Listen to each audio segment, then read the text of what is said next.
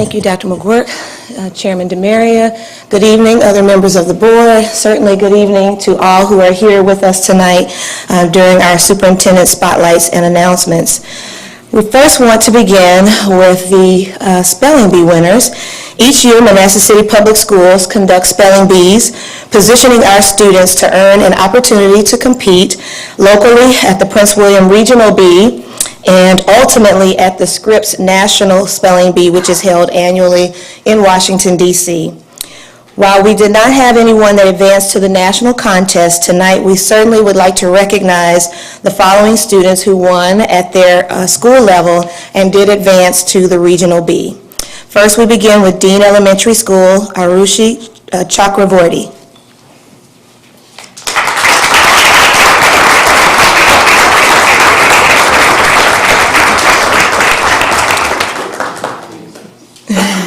From Hayden Elementary School, Emma Lindenfelser.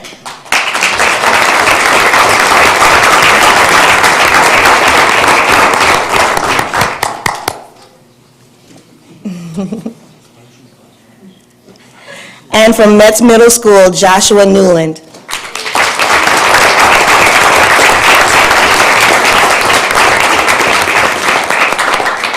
You might want to kind of cut that over there. These are excellent spellers. Yeah, kind of. Yeah, that way a little bit. Yeah. You all want to take pictures? You're okay. Okay. Parents, it's okay if you take pictures. I'm sorry. 1, 2, 3. I am not spelling. No? Oh. 1, 2, 3. For the parents. Special moments. Congratulations.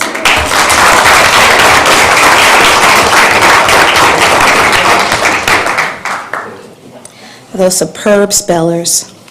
I do know how to spell that. Each year, the Virginia School Boards Association asks school divisions to submit 3 pieces of student art for their annual student art contest, which is held in conjunction with the regional spring network forums. 1 entry may be submitted for an elementary, middle, and high school student from each school division. Winning selections will be framed by the VSBA for display in the offices of the State Superintendent of Public Instruction and the Virginia School Boards Association on a rotating basis. The winning artwork is then returned to its owner at the Regional Spring Network Forum the following year. This year's forum was held March 9th in Fauquier County. The following MCPS students represented their schools very well with beautiful artwork and are here tonight to share their work with us. For the elementary level, we have Mysteries of Space by Christopher Faustino, a student at Mayfield.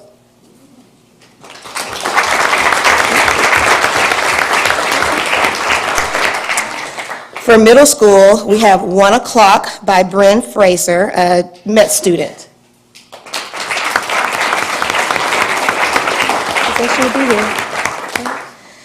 And our high school student, Taylor Briscoe from Osborne, Reflective Visions. Is she here?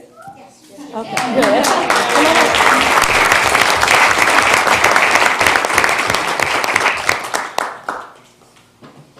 I'm going to ask Taylor to grab hers. That's it with the ribbon on it. We should note, oh, she dropped her little ribbon there, Chairman. She got it.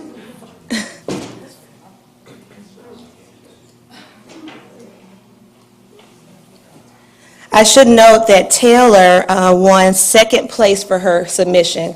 So hold it up so everybody can see it.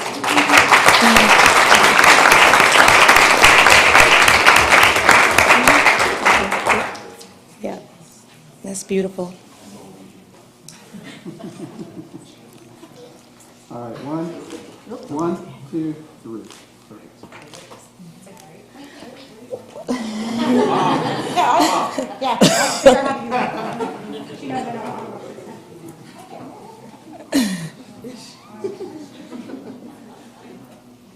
There you go.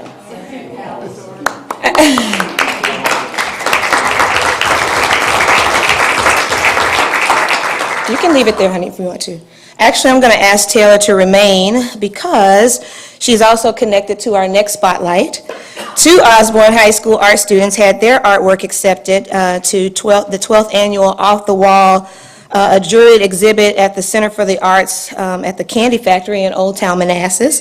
The exhibit is sponsored by Lockheed Martin and showcases artwork by students in area high schools. The exhibit ran from the holiday season through early February. So Taylor's piece was entitled Still Life in Color Pencil, so we congratulate her on that. And we also had Bridget Santos, another senior at Osborne. Bridget, can you come forward?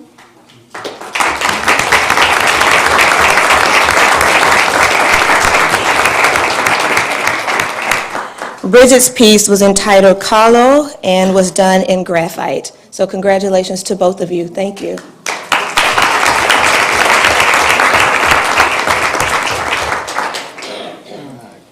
One, two, three. One more. One, two, three. Are there any mothers that like to? It's okay. People want to capture the moment. Thank you, ladies.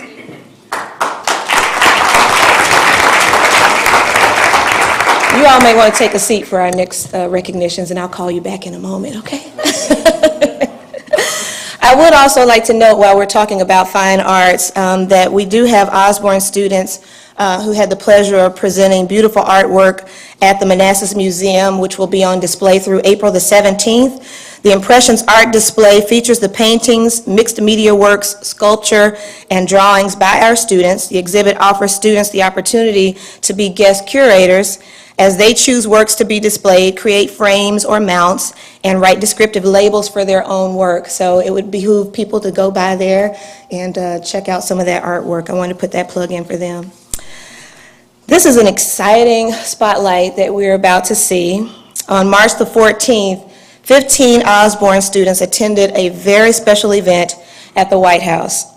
The communications office was contacted by the Gilder Lehrman Institute of American History in New York, inquiring about our interest in having our lone high school be one of 3 selected high schools in the metropolitan area for an opportunity to interact with the cast of the Broadway musical Hamilton, an extremely popular show based on the life of Alexander Hamilton.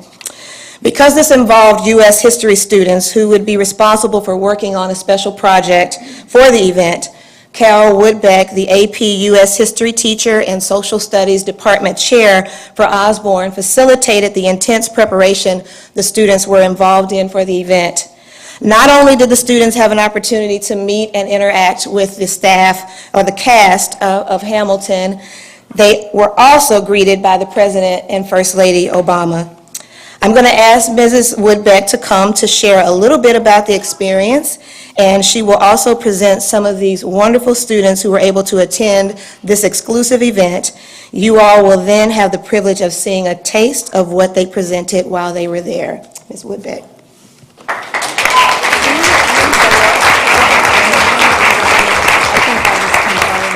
That's okay.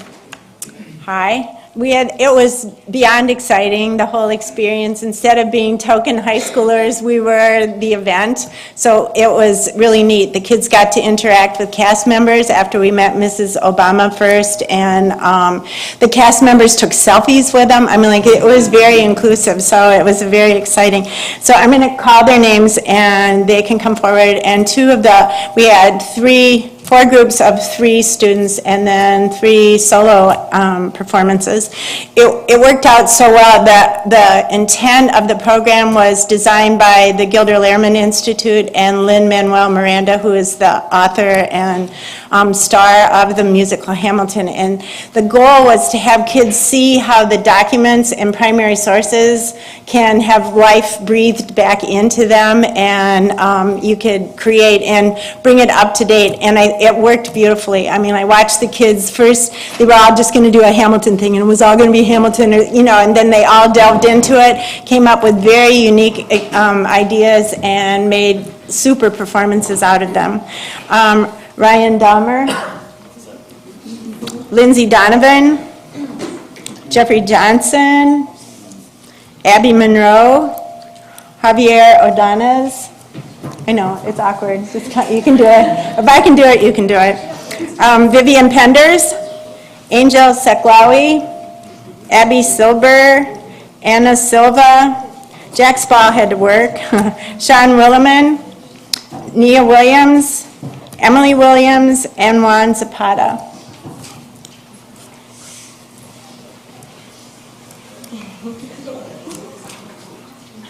I know it would sound biased, but I think our kids had the best talent. We got to see little bits of the other ones. I know, but truly, they were super creative. They came up with all different kinds of things. So, who wants to go first? I just have two groups are gonna perform. Okay. All right. So Nia Williams, Jeffrey Johnson, and Juan Zapata. About the Boston Tea Party.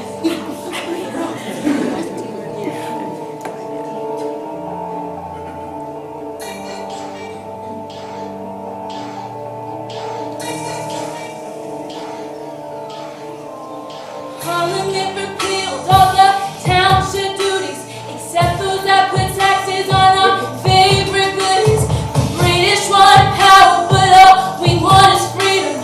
Who'd have thought the Sons of Liberty could ever beat them? I was only 16 when I threw some Boston tea on December 16, 1773. My name is John Andrews. I was walking down my house, saw some people dressed as natives, and disruption came about. I was meeting in the town when the soldiers came around. Then the Brits called fire, but no fire could be found. Saw commotion by the sea. Then a man was on his knees, Would have thought the price of tea would make us Sons of Liberty.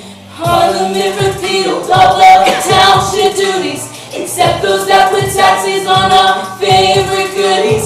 The British want power, but all we want is freedom. Who'd have thought the Sons of Liberty could ever beat them?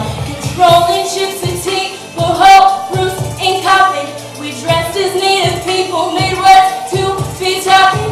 In less than 4 hours, we all committed treason.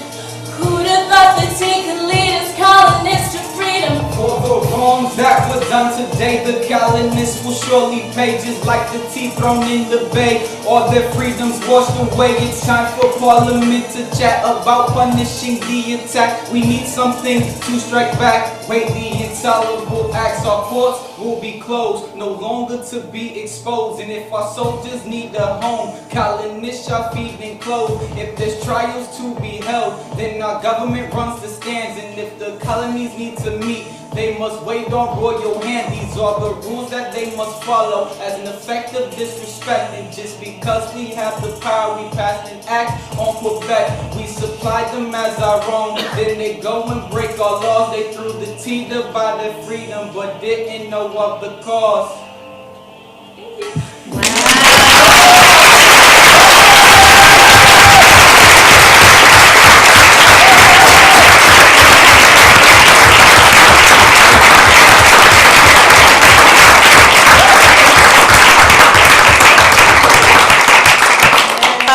And our next group is a poem, sort of reenactment, done by Phyllis Wheatley, originally an African-American poet from the era. Ladies? Abby Monroe, Emily Williams, and Ambiance Elazari.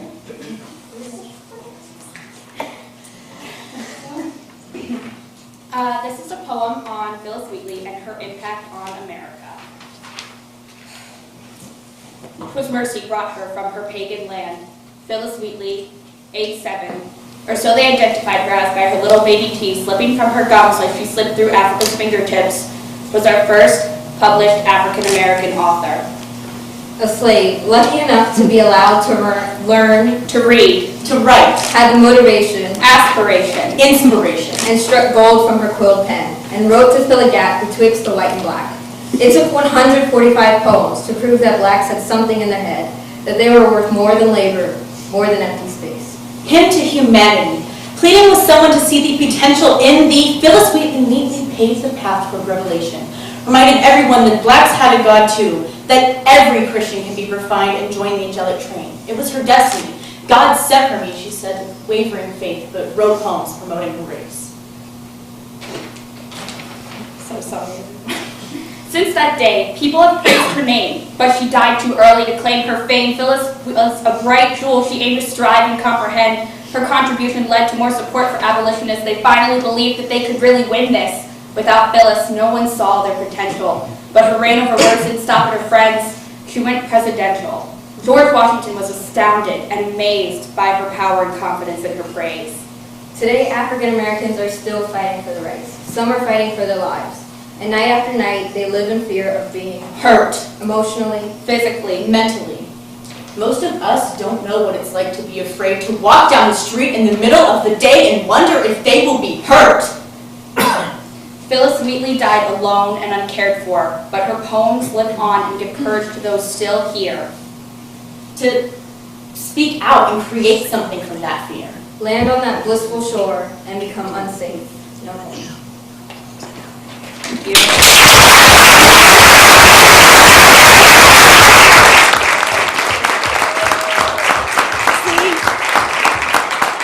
See, we won the talent. Clearly we were really good. All kinds of varieties. So we had songs and we had readings and sort of just individual dramatizations. Thanks, you guys. Oh, are we done Well, yes. with them? Yes. All right. Yeah.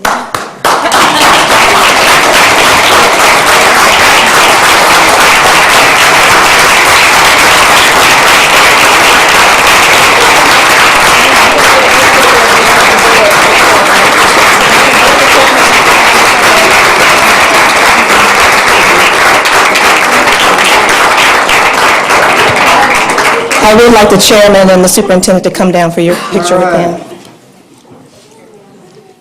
Mr. Chairman, did you have something you wanted to say? Did you have something you wanted to say? Okay. We're gonna have to kind of group everybody together. Yeah, no, kind of, y'all gonna have to kind of stack up a little bit,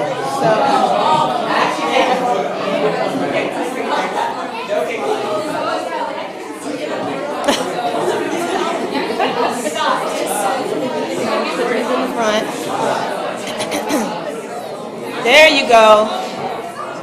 We're working it out. All right, 1, 2, 3. Thank you, Brett.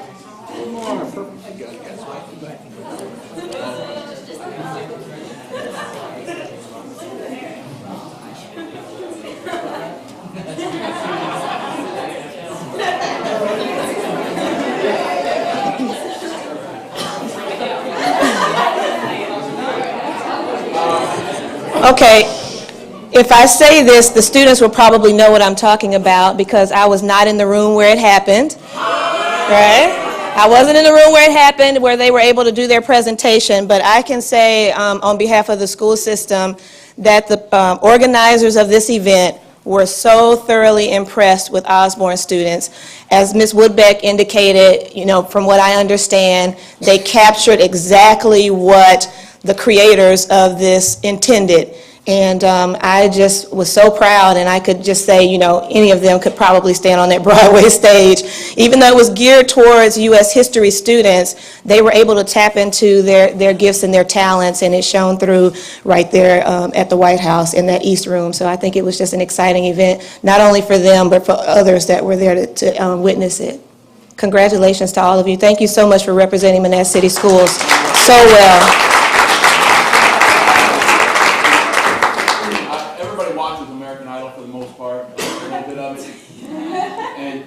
Drives me nuts. With her goosies. I got goosies. I want to say, shut up. Goosies. Okay, I apologize to J-Lo. This was absolutely incredible. I was moved, and this is what Manassas City Schools is all about. You guys represent us so wonderfully. Yes. I'm very proud to be part of this. Thank you all very much. Thank you.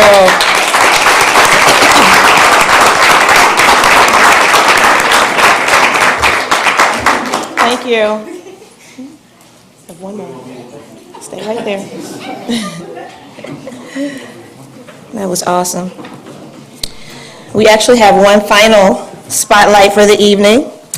Manassas City Public Schools was recently informed that the school division is the recipient of the Distinguished Budget Presentation Award for the current budget from the Government Finance Officers Association. This award is the highest form of recognition in governmental budgeting.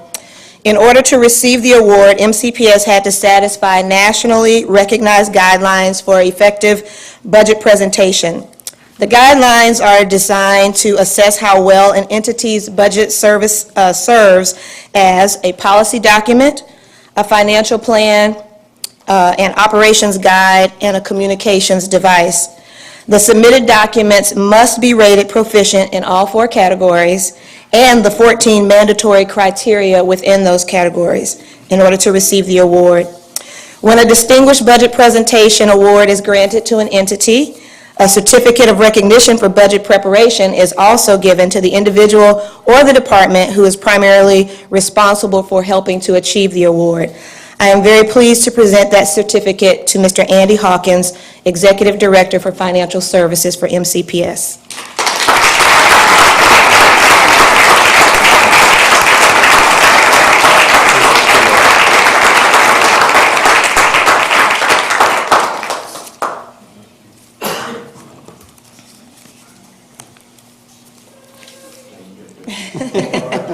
This is real important. Not used to that.